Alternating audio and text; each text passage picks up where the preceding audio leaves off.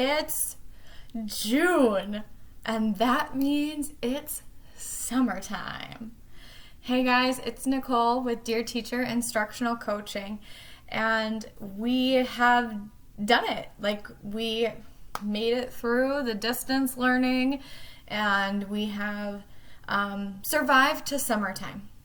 And a lot of times, when we as teachers hit summer, we enter our own kind of form of hibernation where we become super lazy. Now here's the sitch. We need to rest. We need to relax. We need to take the time to reset, because that's the way that we handle doing what we do with compassion and patience every single day. But in the summertime, we need to really take the time to unwind and reset and take a step back, and that is really important. However, you can't get lazy. Good teachers aren't lazy people. Now, I have lazy person tendencies. I can watch NCIS for 12 straight hours. No problem. I can spend an entire day reading a book. Easy. But I don't do that every day. That's like a treat. That's a, honey child, you have worked your butt off, and now it is time for you to just have a day of being a pile of crap.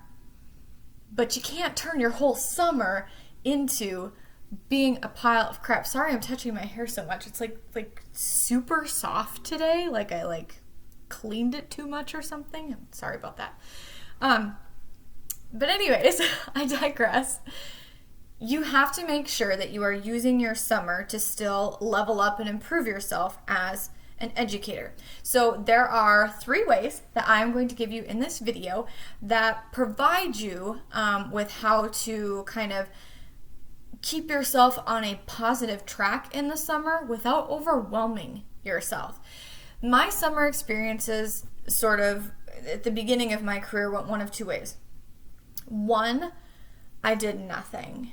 I was a waste of space. Now that didn't really happen much, to be honest, because I was a volleyball coach, and so there was always stuff going on in the summertime. And the one summer, or I had my master's degree that I was working on too, so that was something that was very time consuming in the summertime for me, because I took more classes obviously in the summer than I did during the school year. So the laziness factor didn't really come into play too terribly much. Maybe one summer I was super lazy. Otherwise, it's been the complete opposite end of the spectrum, and it's been go, go, go, go, go, go, go, go, go. It has been so incredibly busy that I haven't had I don't have time to breathe, and then all of a sudden August rolls around and I'm like, I'm not ready. I'm not reset. I'm not, this isn't great. And so here's what I've come up with for you is 3 ways for you to continue to improve as an educator and to grow as an individual, and also to just set yourself up for a successful summer and to have that relaxation and that balance. Okay? So here's the very first thing that you should do. Get out a pad of paper, get out a pencil, or find your notes app or hop onto Google Keep and go ahead and make a list of what you're gonna read.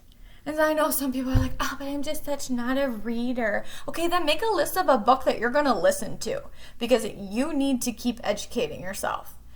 And make it a balance of personal books that you want to read. I love fiction, and especially the kind of fantasy type genre. That's my jam. I love that stuff. So make a balance of your favorite personal books, and then pick a couple professional ones. So whatever that looks like for you, I still need to make my list. That's what I'm going to be working on this week, is coming up with what's the list of books. And so I will share that with you next time, what I'm reading this summer. But you need to plan for that. You need to take a week. So take this week in June and go ahead and plan what's out there for you. What do you want to learn a little bit more about? Whether that's something like Grit by Angela Duckworth, if that's your jam, cool. If you want to do Teach Like a Pirate, something that's a little bit lighter, go ahead and do that. Whatever you want to do, go ahead and find some and if you've never read anything for your profession before, part of me wants to smack you, but you really need to get it together a little bit, and you have to do that. If you want to become the best educator you can be, you have to continue educating yourself. You need to exemplify what you want your students to be doing, and that is to become lifelong learners, right? So continue to learn and grow. So make sure you've got professional stuff in there, but make sure you also have the personal stuff. What's the stuff that you're I just need to go get lost in this world for a second, and go ahead and do that. Some people are oh, but I just don't have that much time to read. 30 minutes? Can you give me 30 minutes? Of course you can. You give me 20 minutes if you want to. We do SSR, sustained silent reading time with students, and if they can do 20 minutes of silent reading, so can you. You could probably give me more, especially in the summertime. And I know a lot of teachers work in the summertime as well, whether they're doing extended school year or they have second jobs. I get that your time can be constrained, but you can find 20 to 30 minutes to read every day. Okay, I'm just going to give you that little bit of tough love. So first thing, make a list of the books, personally and professionally, that you want to read. Second thing that I challenge you to do is to choose, sit back and think, what is a personal habit that I was not good at this year? So I'm assuming a lot of people would immediately jump to exercise, and that's fine. Maybe it's eating vegetables, potential spam, good grief. Maybe it's eating vegetables was something that you were oh God, I need to incorporate that more, but I just didn't. For me, last summer, my one personal habit that I was so bad at, and you guys, I was bad at it for years and years and years, and finally last summer I was this is my focus. This is what it's going to be, because I'm sick of failing at this. Drinking the water. Drinking water. I was awful, you guys. It would be the end of the day, and I'd realize I'd had none, and I was just dying of thirst. Not good. Not good for my brain, not good for my body, just not good. So last summer, I made it a point, because I had the time. At that point, I had said goodbye to coaching. I had no big plans over the course of the summer, except for 1 week of volunteering that I did. And besides that, I was just packing up our lives to move to a different city. And I was I have the ability to actually give intention to this. And it was my goal to drink 100 ounces of water every day. Now, I know people say drink half your body weight in ounces of water, but I was oh, I can do better than that. I'm going to go for 100 ounces. So these blender bottles, they have, 20 ounces about right here. So there's maybe 4 more ounces. They're 24-ounce bottles. But in my mind, I'm I count them as 20. Anything extra is just bonus for me. I don't factor that last 4 ounces. This is bonus water. So I told myself I had to have 5 blender bottles of water every day. And dang it, y'all, I did it. I could pee whenever I want, which was fantastic. You can do that in the summertime. You can actually pee whenever you want. And I was able to actually think about it. And that's something that during the school day, a lot of teachers are I don't think about it because my mind is making a million other decisions. I'm not thinking about what water I am drinking or how much I have had. So take summertime and pick something that you failed at during the school year that you know is a really good habit and is going to help you out, and develop that habit this summer, because you'll be able to give yourself that time to sort of focus on it. And it could be something as simple as making sure you get the appropriate ounces of water in a day. Start there.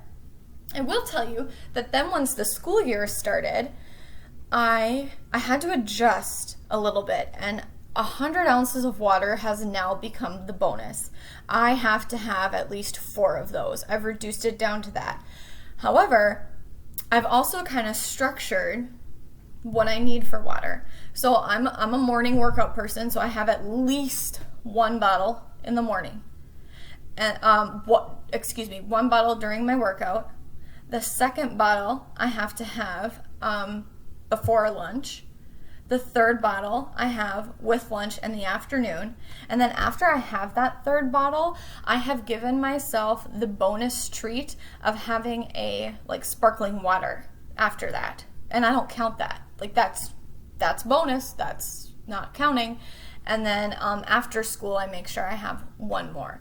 So let's say, for example, in the morning, I do a really tough interval workout. I will usually drink 2 bottles of water. So on those tough days when my body's really going to need it more, then I do hit that 5. But I tell myself it has to be 4. So I'm at least getting 80 ounces of water a day, which I am getting more because I'm not counting those additional 4 ounces, and I'm not counting my little treat of having a sparkling water.